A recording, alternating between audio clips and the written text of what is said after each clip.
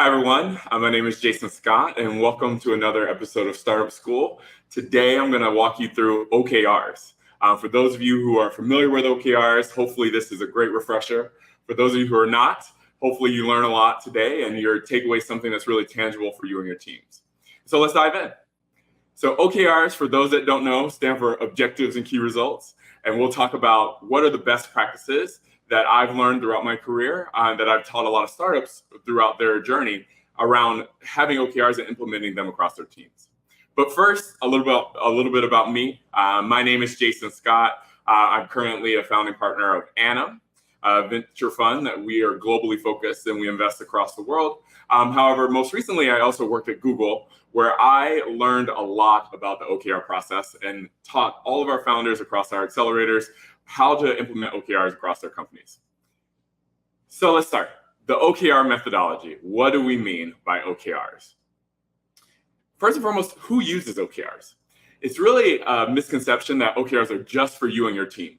Of course, they are for startups to set their goals, to accelerate their progress, and really make the most of their time with everyone. But also, OKRs can be a critical tool for you and your advisors to really help your advisors, and consider me as an advisor, help you by really sharing exactly what are the top 2 to 3 priorities that you're focused on at the moment, and how are you quantifiably measuring success in those.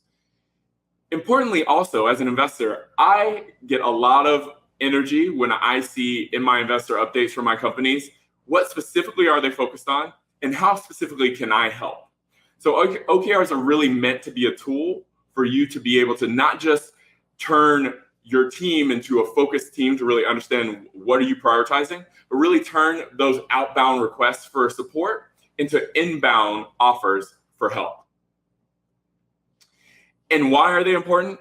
Of course, they're going to discipline your thinking and the thinking of your leadership team and the thinking of all of your reports. They're going to really communicate accurately what is important and what are we focused on and what are we not focused on at the moment. They're going to establish these key indicators for how you measure progress and remove some of the ambiguity around how do we actually measure success and quantify success with respect to these objectives. And they're really importantly going to focus your efforts. CEOs and founders are really known for chasing bright and shiny objects, investors too, to be honest. But we really want you all to be known for creating focus and introducing focus for your teams. So let's get started. Objectives. Objectives very simply are going to answer, what are we trying to accomplish over the next period? The period could be a quarter, it could be a half. If you haven't started OKRs before, I say start with a quarter and learn from that process. But what are you really trying to accomplish? What are the top 2 to 3 things that we're trying to accomplish over this period? They're going to be meaningful and inspiring. And I say this again, they're going to be meaningful and inspiring because you as a founder are intrinsically motivated by everything that you do, I'm sure. However, unfortunately, as you scale your company, not every single person is going to be as intrinsically motivated as you are. And so you need to make sure that people are able to look at your objectives and understand why the work they're doing is important and impactful. They're going to be ambitious. And I often tell all my founders, if you are telling me your OKRs and you don't feel a little bit uncomfortable in sharing and committing to them, then I'm going to ask you to either multiply by 2 or add a 0 at the end. Because at the end of the day, you need to be setting ambitious goals that you think you might not actually achieve. Because the only way to understand what you can achieve is to shoot for things that might feel a little bit out of reach. And then objectives specifically are going to be qualitative. I think of our objectives as a North Star, right? And as with the real North Star, you're never going to actually reach your North Star, right? Your North Star should be a direction, right? And so ultimately, don't put a ceiling on your objective because your objective is your North Star, right? So a qualitative statement.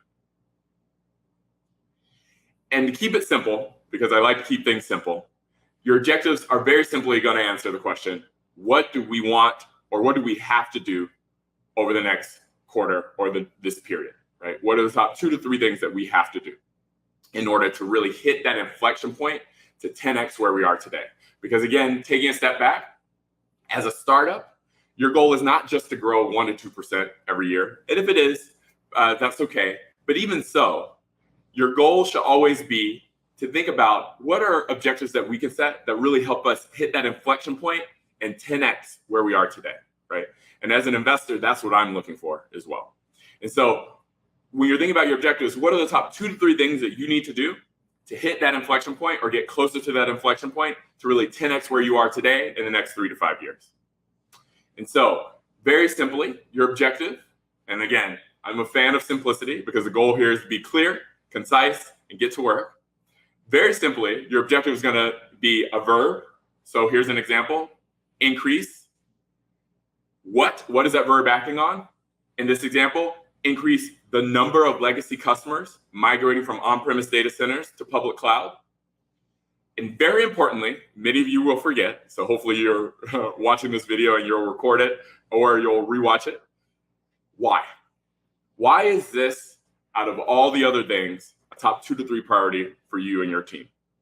And then for this company, the biggest thing that was getting in the way of them 10xing where they are today was reliability. And so why do they want to increase the number of legacy customers migrating from on-premise data centers to public cloud? In order to improve reliability. Now, as a leader, as a report, as an investor, I understand why this is a top 2 to 3 priority for the company, because I know that one of the biggest issues for the company is reliability. Simple. Key results. Let's talk about key results.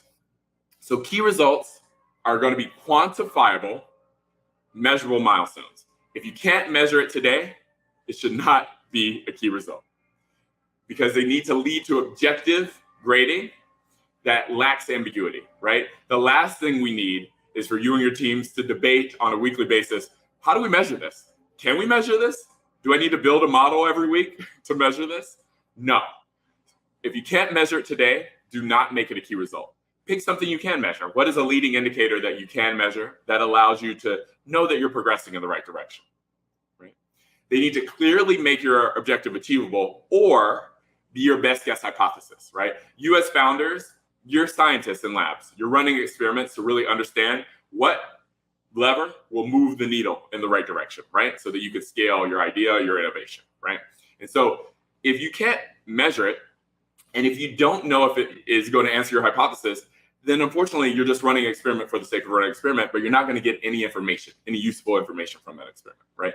And so they need to be either very clear in terms of making your objective achievable, or be your best guess hypothesis. What hypothesis are you testing with these OKRs, right?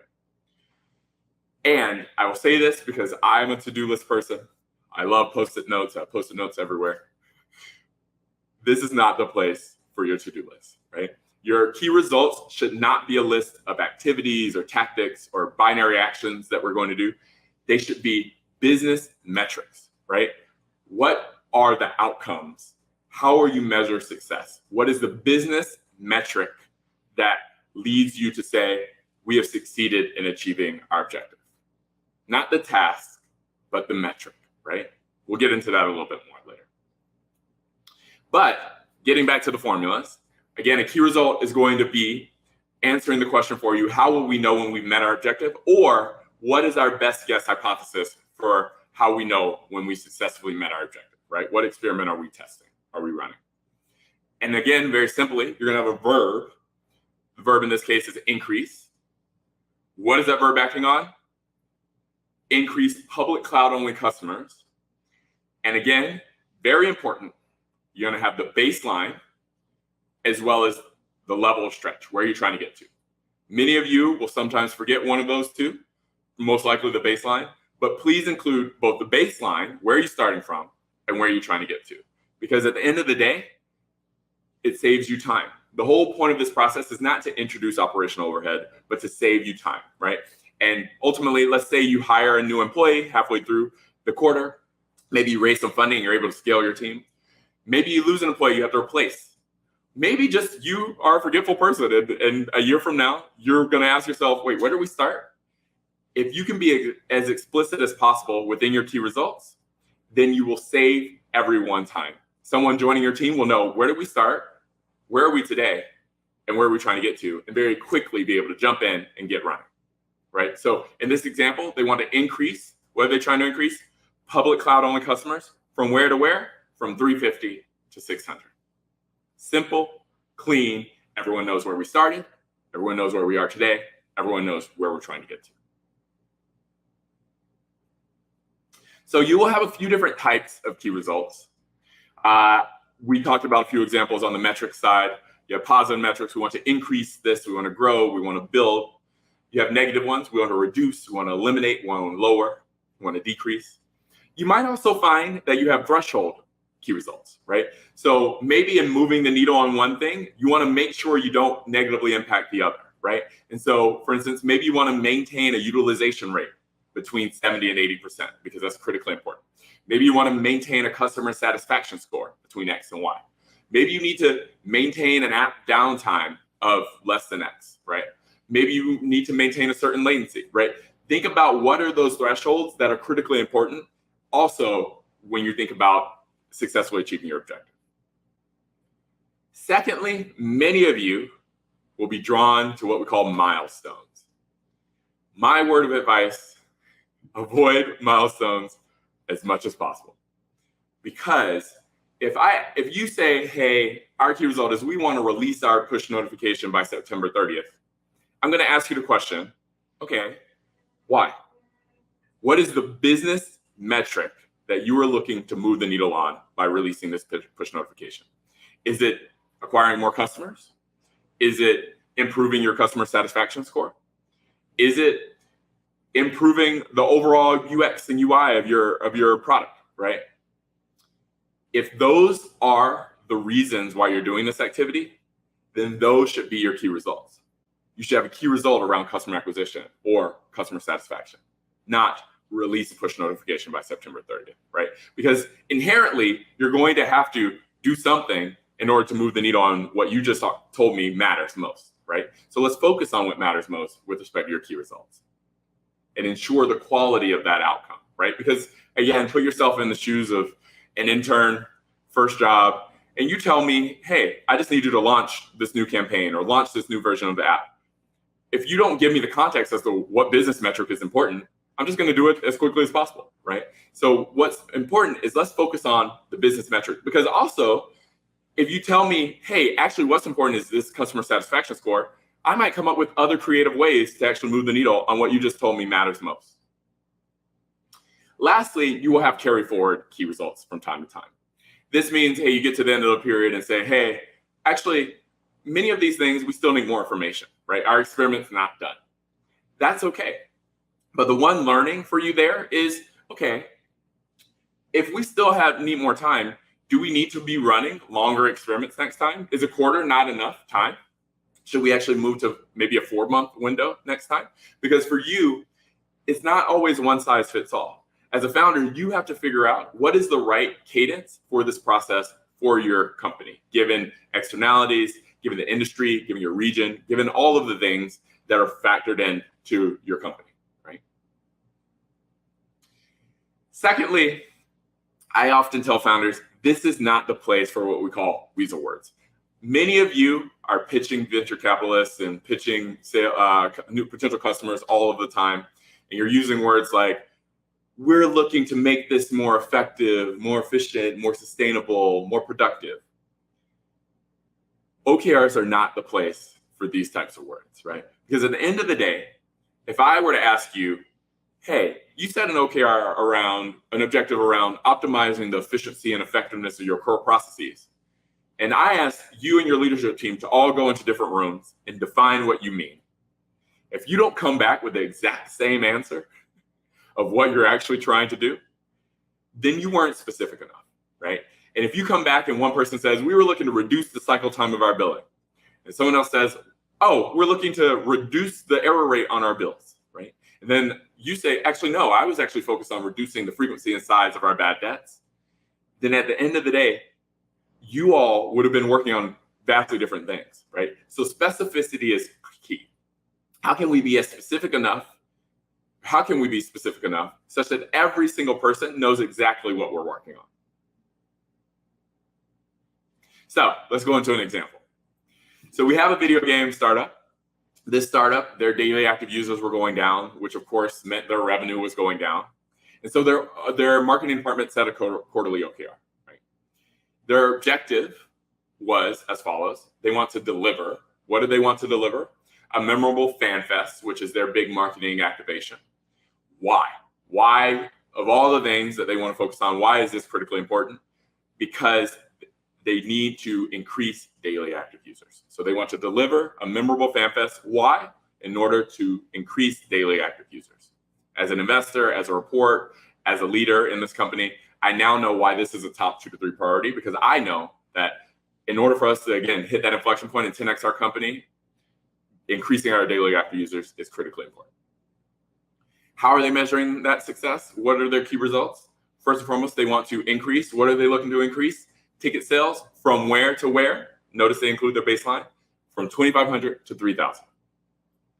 They want to improve. What are they looking to improve? Their customer satisfaction score, their CSAT score, from where to where? From 75% to 95%. They want to increase. What are they looking to increase? The number of social media posts during their FanFest event. From where to where? From 500 to 750, and so on. Right? Notice in all of these, they include the verb. They include what that verb is acting on, but most importantly, they include their baseline and where they're trying to get to. So if I join this marketing team, again, halfway through, maybe in August, I know exactly where we started. I know where we are today, and I know where we need to get to. No need to exchange a bunch of emails, set up a bunch of meetings to try and get the context. The context is in the key results themselves. Now let's look at a different example. So we had a startup. The startup set an objective of delight our customers. I'll let you soak that in for a second. Objective, delight our customers. So a few issues. If I were me and someone gave me this objective saying, hey, our objective is delight our customers, and I joined maybe as a head of customer success for the startup. First question is, what do we mean by delight?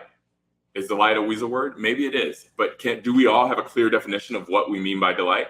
And maybe you do. Maybe it's codified somewhere in your handbook, but if not, I need specificity as to what we mean by delight our customers. More importantly, the first question I'm going to ask is, why is this, of all the things that I could be doing my first month in this job, why is this a top 2 to 3 priority? Why is this going to help us hit that inflection point to 10x where we are today in the next 3 to 5 years? And so unless you can, again, help me guess, I am better off if you make sure that within your objectives, it's very clear the why. Delight our customers in order to what? What are we looking to do? What impact are we looking to have? Now let's look at the key results. They had a key result of drive net promoter score above 60 in Q4. Okay, not too bad, not too bad. But the one thing I would say is, again, think of me as head of customer success. I'm joining halfway through this quarter. I need to know, where did we start? Were we at 59? Were we at 50? Were we at 0? I don't know, right? And so please include your baseline always in your key results. So in this example, maybe it was drive net promoter score from 50 to 60 in Q4. But that is helpful context for me to know, where do we start, where we are today, and where do I need to get us to by the end of the quarter.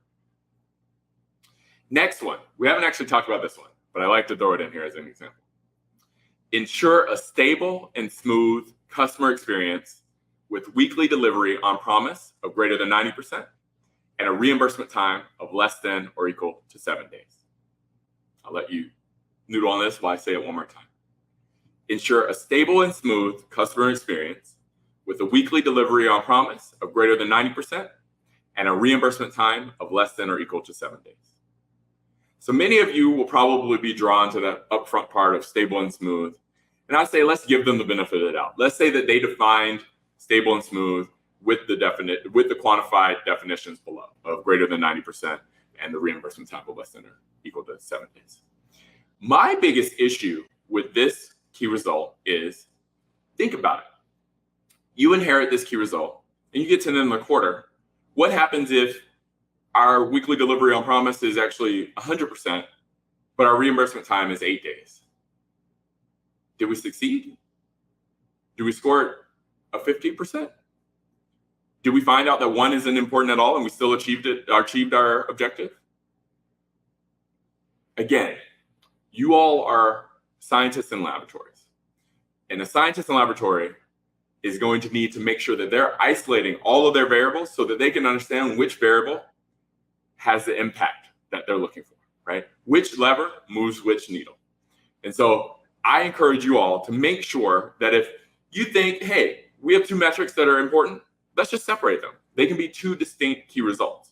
Because once you put them together, it's going to make things really complicated later on when you're trying to get insight as to which thing helps us move the needle towards our objective, right? Lastly, 20% of all staff attended warehouse training. The question I have here is, and the question you should always ask yourself after you finish writing all of your key results is, does this still answer the question, how will we know when we've succeeded in achieving our objective? Can we directly tie it back to success? If not, let's evaluate if there's a better key result that we should be including. So, a quick recap of where we are so far. And I tell people, if you haven't been paying attention, this is a great time to take a screenshot.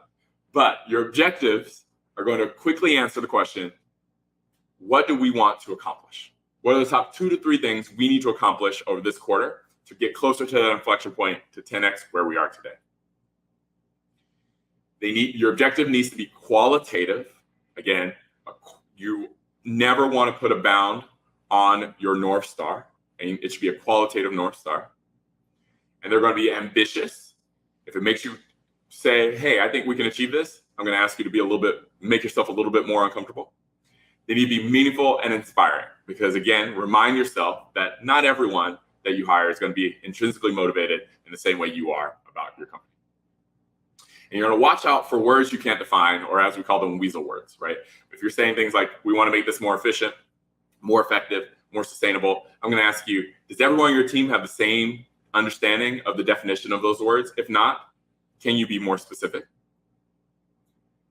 On your key results, they're going to be observable, quantifiable outcomes. If you can't measure it, do not make it a key result. Pick something you can measure because it needs to lack ambiguity in terms of how you measure it so that you're not wasting time debating and arguing on a weekly basis around how you actually measure your key results.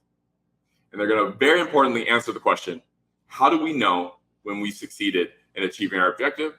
Or what is our best guess hypothesis, right? Because again, you are running experiments to really understand what lever moves the needle so that you can double down, add more fuel on the fire, or abort mission if it's not working.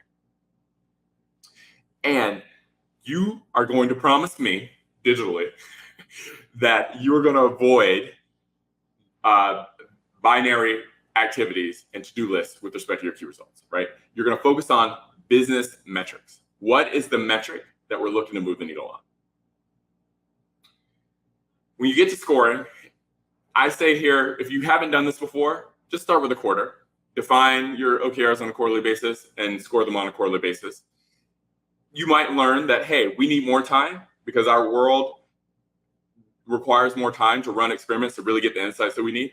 Or you might get to the end of the period and say, hey, actually, our whole world has changed, right? I use the example of Q1 of 2020, right? In Q1 of 2020, the world was changing so quickly that sometimes you have to say, hey, let's shorten our experiments, run shorter, fewer, faster experiments so that we can have that feedback loop, right? That ongoing feedback loop.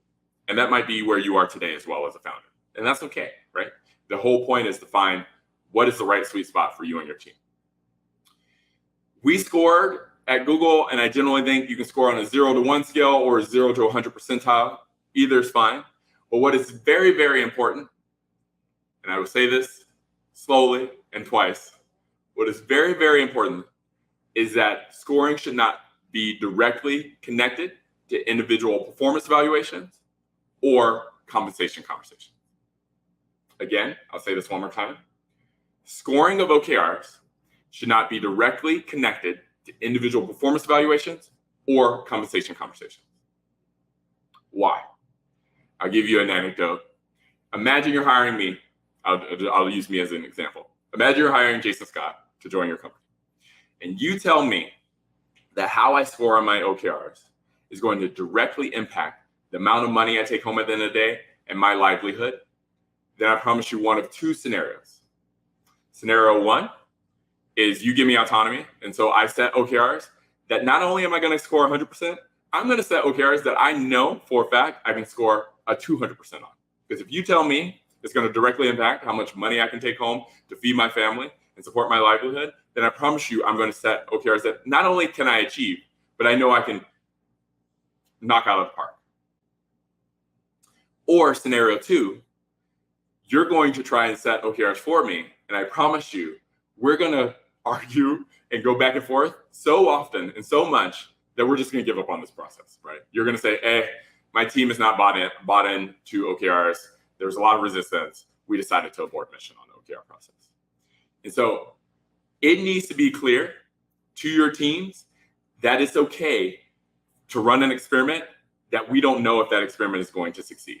Because what is important is not just the outcome, right? A lot of experiments, again, put yourself in the shoes of someone in a laboratory. A lot of experiments are failed experiments, but I don't consider them failed experiments, and you shouldn't consider them failed experiments because at the end of the day, there was a lot of learning that came into play, and you saved a lot of future people time, a lot of time, right? Because if you run a great experiment, run it well, even if you disprove your hypothesis, you are saving resources, saving time for the whole rest of your company, right? And the whole future generations of your company, right?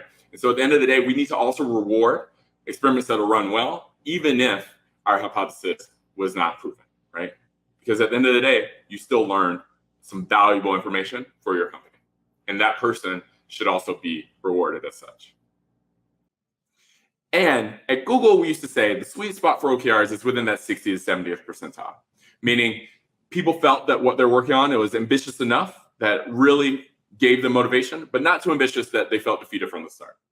And so if you're scoring in that 60th to 70th percentile, I'd say get used to it and say, hey, I think we might be doing this process correctly.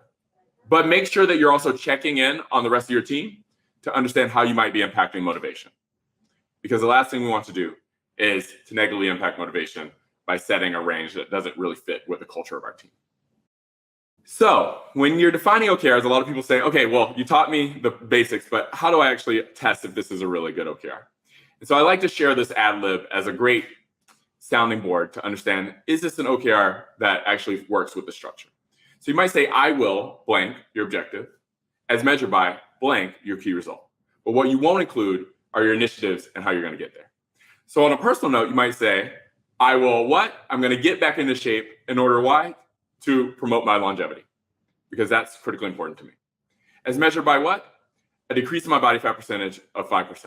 But what I won't include is run 5 kilometers every day or every week, because there's many other things that I can do to move the needle on the metric that matters. Similarly, in a business context, you might say, what? I'm going to improve our customer experience. Why? Because we need to drive retention. As measured by what?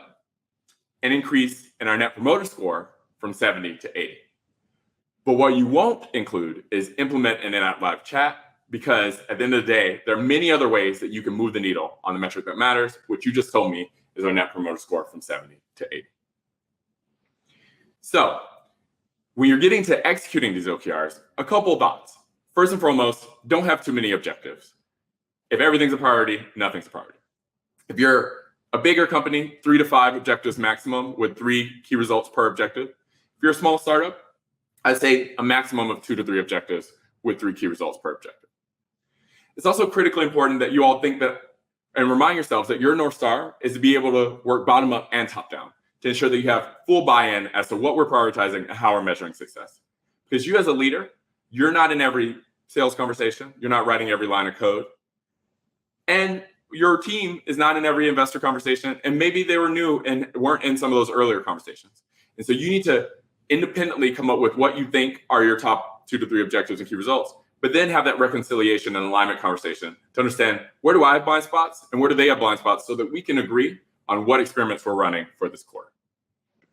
Because what's really important is overall buy-in, right? You as a leader need to be bought in, because everyone can tell if you're not, and you can't really fake it. But also your team needs to be bought in, because the last thing you need is for your team to say, my leader doesn't really understand, and I'm just going to keep doing what I'm doing, because they don't really get it, right? And so my goal for you is to make sure you identify those elephants in the room and those blind spots early on, so that you all can set a process that everyone can agree, this is the process, and let's just get to work, right? Let's all work for it. And we might have disagreements around those hypotheses, but we can at least agree as to what experiment we're running today and what experiment we're going to run tomorrow. In terms of people who are stuck with their overall objectives and where to start, I always say start with your mission statement. Why does your team exist? And what is your team's core purpose? What are the 2 to 3 biggest issues or biggest boulders that are in the way of you actually achieving that mission, right? Getting closer to that mission. And then what can you do to start moving that boulder out of the way? That should be your objective, right? What is the top thing that you can do this quarter or this period to start moving that obstacle out of the way to hit that inflection point? Make that your objective. And then how are you going to measure progress in that? Those in a quantifiable way, those are your key results. In terms of timing, as we said, figure out what works for you. If you've never run this process before, I'd say start with a quarter, and then you can always expand or contract later on based off of your learnings, because this is also an experiment to understand, okay, what is the right balance of operational overhead versus effectiveness with this process for our team? But what's really important is that you make sure that before you even start the period, you're defining and you give yourself the time to have those alignment conversations we mentioned before. Throughout the period, it's mostly monitoring. But towards the end of the period, you should also start thinking about, okay, what are we learning?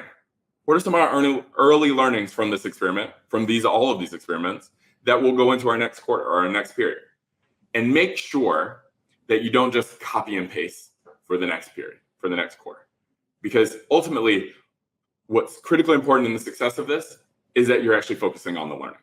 What do we grade your OKRs and think about, okay, what do we learn that we want to move over to the next quarter? What are we carrying forward? What are we aborting mission on? And what do we need more information for? And similarly, your goal here is not to really take a lot of operational overhead to really maintain this process, right? On a weekly basis, hopefully you're just focused on what are your logistics, some of the priorities, what are the status updates, right? Your ideal situation is that you just have a dashboard, right? Where you don't necessarily have to run a model or build a model just to measure your progress on a key result. You can actually just passively, anyone can check, here's how we're progressing on these measurable metrics that we decided are our key results, right? And this is why I said earlier, make sure you pick key results that you can measure. Midway through your period or midway through the quarter, this is where you think, okay, has our world dramatically changed? Again, I give the example of Q1 2020, where you get to a point where you're saying, okay, the world has changed pretty significantly, maybe we need to evaluate. That said, my goal for you is to see these experiments through as much as possible, right? Because at the end of the day, if you continue to change experiments, you're never actually going to get the learnings. And then at the end of the period, make sure you're asking yourself, what happened? Why did it happen? And most importantly, what are we going to do about it moving forward? When you're thinking about scoring, as I said, focus on your learnings. We talked about the spectrum. You can either go 0 to 1 or 0 to 100 percentile. It doesn't really matter, to be honest. But that sweet spot, as I mentioned before, is really in the 60 to 70th percentile. So if you're scoring the 60 to 70th percentile on average, I would say you're doing okay. One thing you always want to check on as a leader, though, is morale, as I mentioned before.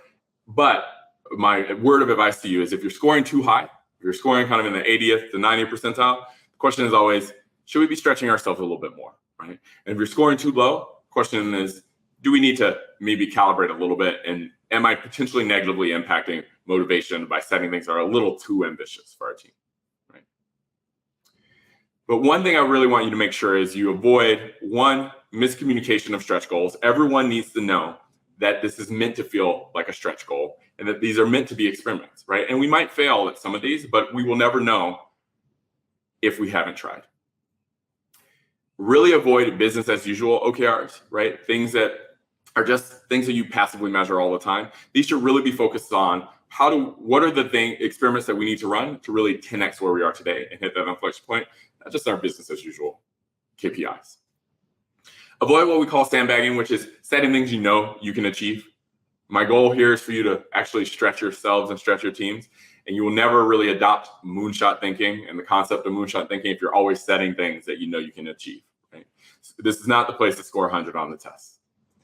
Avoid what we call low value objectives and always ask yourself, are these still the top 2 to 3 priorities for us? Are these still the top 2 to 3 things that we need to be focusing our resources on above all else?